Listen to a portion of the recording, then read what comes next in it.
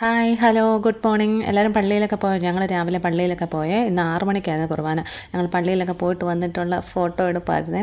പിന്നെ ഇത് രാവിലെ ബ്രേക്ക്ഫാസ്റ്റാണ്. ഇത് ഞങ്ങൾ പള്ളിയിൽ നിന്ന് നേർച്ച കിട്ടുന്നതാണ്, നോയമ്പ് മുറിക്കാൻ വേണ്ടിയിട്ട്. നോയമ്പെടുത്തവർക്ക് വേണ്ടി നോയമ്പ് മുറിക്കാൻ ഫസ്റ്റ് പള്ളിയിൽ നിന്ന് കൊടുക്കുന്ന മുട്ടയാണ്. പക്ഷെ ഞങ്ങളാരും നോയമ്പ് എടുത്തിട്ടില്ലായിരുന്നു. പിന്നെ ഞങ്ങൾ കിട്ടിയത് മേടിച്ചുകൊണ്ടിങ്ങി പോരുന്നു. ആദ്യമേ ചിക്കൻ ബിരിയാണിക്ക് വേണ്ടിയിട്ടുള്ള ചിക്കൻ ഒന്ന് അരപ്പ് പുരട്ടി വെക്കുകയാണ്.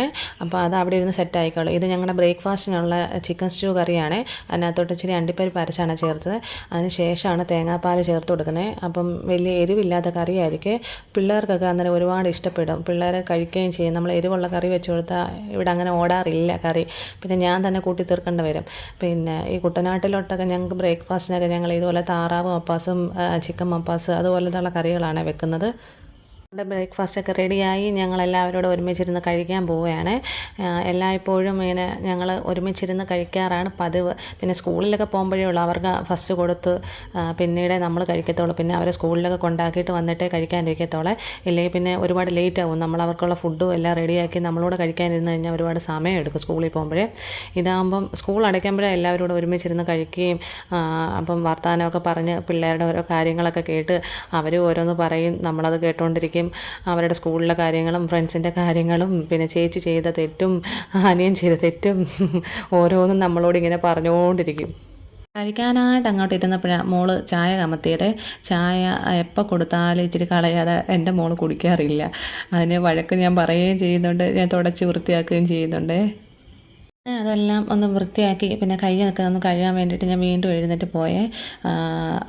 അതിൻ്റെ ഇടയിൽ രണ്ടെണ്ണം കൂടെ അടി കൂടാൻ നോക്കുന്നുണ്ട്. രണ്ടുപേരുടെയും വർത്തമാനവും രണ്ടുപേരും ചേച്ചി കമത്തിയില്ലേ എപ്പോഴും ഇതന്നെയല്ലേ ചേച്ചി എന്നൊക്കെ പറയുന്നുണ്ട്. അങ്ങനെ പറയുമ്പോൾ അവൾക്കും ദേഷ്യം വരും.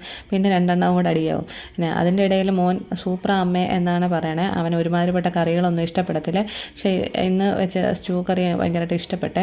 ആശാൻ അങ്ങനെ എല്ലാ കറികളൊന്നും കൂട്ടത്തില്ല. അവന് ഇഷ്ടപ്പെടുവാണെങ്കിൽ മാത്രമേ അവൻ കൂട്ടാറുള്ളേ. പിന്നെ ഞാൻ കഴിക്കാതിരിക്കുമ്പോഴും എനിക്ക് കേക്കിൻ്റെ ചിന്തയിലായിരുന്നേ. പിള്ളേർ അവിടെ കിടന്നുകൊണ്ട് എന്തൊക്കെയോ പറയുന്നുണ്ട്, എടുക്കുന്നുണ്ട്. ഞാനെങ്ങനെ അത് ഫിനിഷ് ചെയ്ത് കൊടുക്കണമല്ലോ. രാവിലെ ഒരു കേക്ക് കൊടുക്കാനുണ്ടായിരുന്നേ. അതെങ്ങനെ ചെയ്ത് തീർക്കും, ചെയ്ത് കൊടുക്കാൻ പറ്റുമോ, ഫുഡ് ഉണ്ടാക്കണം, അതങ്ങനെയുള്ള കാര്യങ്ങളെല്ലാം ഇങ്ങനെ തലമണ്ടയിൽ കൂടെ ഓടിക്കൊണ്ടിരിക്കുകയായിരുന്നേ. പിന്നെ കേക്കെല്ലാം റെഡിയാക്കി. 2 വാഞ്ചോ കേക്കായിരുന്നേ. അതിൽ ഒരു കേക്കായിരുന്നു രാവിലെ കൊടുക്കാനുള്ളത്. അതെല്ലാം സെറ്റാക്കി കൊണ്ട് കൊടുത്ത്. പിന്നെ ഞങ്ങൾ ഉച്ചയൂണ് റെഡിയാക്കാനായിട്ട് കയറി. ബിരിയാണിക്കുള്ള ചിക്കനൊക്കെ വറുത്ത് വെച്ച് എല്ലാം പിന്നെ ചോറെല്ലാം സെറ്റാക്കി ഞങ്ങൾ കഴിക്കാനൊക്കെ ഇരുന്ന്. പിന്നെ പപ്പടം, സാലഡ്, ഒരു ചട്നി ഒക്കെ ഉണ്ടാക്കി ഞങ്ങൾ ആഘോഷപൂർവ്വമായിട്ട് ഞങ്ങളുടെ ഈസ്റ്റർ ആഘോഷിച്ചു. ഇതിനകത്ത് മെയിൻ ഇതെന്ന് വെച്ച് കഴിഞ്ഞാൽ ഞങ്ങളുടെ അച്ചാച്ചനെയാണ് മിസ്സാവുന്നത്. ഞങ്ങൾക്ക് പെരുന്നാളിനോ ക്രിസ്മസിനോ അങ്ങനെ ഒരു കാര്യത്തിന് ഞങ്ങളുടെ അച്ചാച്ചനെ ഞങ്ങൾക്ക് കിട്ടാറില്ലേ. ആർമിയിലായതുകൊണ്ട് പിന്നെ പുള്ളിക്കാരന് പ്രതീക്ഷിക്കുമ്പോഴൊന്നും ലീവ് കിട്ടത്തില്ലല്ലോ. പിന്നെ ഞങ്ങൾ മെസ്സേജ് ഇട്ടു, അച്ഛാ ഞങ്ങൾ കഴിക്കാൻ പോവുകയാണെന്ന്. എല്ലാ പ്രാവശ്യം വിളിക്കുകയാണ് ചെയ്യുന്നത്. ഇപ്രാവശ്യം എന്തോ ട്രെയിനിങ് നടക്കുന്നതുകൊണ്ട് വിളിച്ചാൽ കിട്ടത്തില്ല. എല്ലാ വിശേഷ ദിവസങ്ങളിലും ഞങ്ങൾ അച്ഛനെ വിളിച്ച് അച്ഛൻ കഴിക്കാൻ പോവുകയാണ് എന്ന് പറഞ്ഞിട്ട് ഞങ്ങൾ കഴിക്കത്തോളെ. അത് പണ്ട് മുതലേ എനിക്കുള്ളൊരു സ്വഭാവമായിരുന്നേ. കാരണം എൻ്റെ പപ്പ വിദേശത്തായിരുന്നു. അപ്പം പപ്പ ഇങ്ങനെ ഞങ്ങൾക്കും പപ്പേനെ അങ്ങനെ കിട്ടാറൊന്നും ഇല്ലായിരുന്നു. ഈ ഓണം, സംക്രാന്തി അങ്ങനെയുള്ള സംഭവങ്ങൾ, ക്രിസ്മസ് അങ്ങനെയുള്ള കാര്യത്തിന് ഞങ്ങൾക്ക് കിട്ടത്തില്ല. അപ്പം ഞങ്ങളിങ്ങനെ ബ്രേക്ക്ഫാസ്റ്റ് കഴിക്കുമ്പോഴും ഉച്ചയ്ക്ക് കഴിക്കുമ്പോഴും മമ്മി ഇങ്ങനെ ഫോൺ വിളിച്ചിട്ട് പപ്പയെ ഞങ്ങൾ കഴിക്കാൻ പോവുക എന്ന് പറഞ്ഞ് അത് കേട്ട് ഞാനിപ്പോൾ എൻ്റെ പിള്ളേരിൽ അത് അങ്ങനെ അങ്ങ് ആക്കി. പിള്ളേരെ വിളിച്ച് അച്ഛനെ കഴിക്കാൻ പോവുകയാണെന്ന് പറഞ്ഞിട്ട് ഞങ്ങൾ കഴിക്കാറുള്ളേ. അല്ലാത്ത ദിവസങ്ങളിലൊന്നുമില്ല കേട്ടോ. ഇങ്ങനെയുള്ള ചടങ്ങ് ദിവസങ്ങളിൽ മാത്രം. അല്ലാത്ത ദിവസങ്ങളിൽ ഞങ്ങൾക്ക് ഇഷ്ടമുള്ളതുപോലെ കഴിച്ച് ഞങ്ങൾ ഇഷ്ടമുള്ളതുപോലെ കുടിച്ച് ഞങ്ങൾ ഇരിക്കത്തേ ഉള്ളേ. ഈവനിങ് 2 കേക്ക് കൊടുക്കാനുണ്ട്. ഒന്ന് വാഞ്ചോ കേക്കും ഒന്ന് പിസ്ത കേക്കും. വാഞ്ചോ കേക്ക് നേരത്തെ കണ്ടത്, അതിൻ്റെ പണിയെല്ലാം തീർത്ത് വെച്ചേക്കും. ഓൾമോസ്റ്റ് എല്ലാം ഫിനിഷ് ചെയ്ത് വെച്ചേക്കുവാണ്. ഇനി പിസ്തയുടെ ഫൈനൽ കോട്ട് ചെയ്ത് വെച്ചേക്കുന്നതേ ഉള്ളൂ. ഇനി ഡെക്കറേഷൻ ചെയ്യണം. അപ്പം കസ്റ്റമർ പറഞ്ഞിട്ടുണ്ട് ഒരു ഡിസൈൻ. അതിനനുസരിച്ച് നമുക്ക് അവരുടെ ആ തീം കിട്ടുന്നതിനനുസരിച്ച് നമ്മൾ ചെയ്ത് കൊടുക്കണം.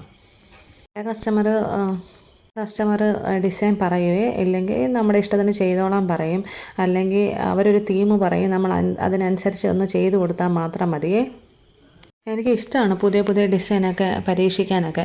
പക്ഷേ ഭയങ്കര ടെൻഷനായിരിക്കും. ശരിയാവോ. പിന്നെ എനിക്ക് കോൺഫിഡൻസ് തരുന്നത് എൻ്റെ കെട്ടിയവനാണ്. പറയും സാരമില്ല, ചെയ്ത് നോക്കുക, എന്തിനാ ഇങ്ങനെ ടെൻഷൻ അടിക്കുന്നത്, ഒത്തില്ലെങ്കിൽ ഒത്തില്ല ഇങ്ങനെയൊക്കെ പറയാറുണ്ട്. എപ്പോഴും ഇങ്ങനെ മോട്ടിവേറ്റ് ചെയ്തുകൊണ്ടിരിക്കുവേ. ഇതായിരുന്നു ആ ലാസ്റ്റ് കേക്ക്. എനിക്ക് ഒരുപാട് ഇഷ്ടപ്പെട്ട ഡിസൈനാണ്.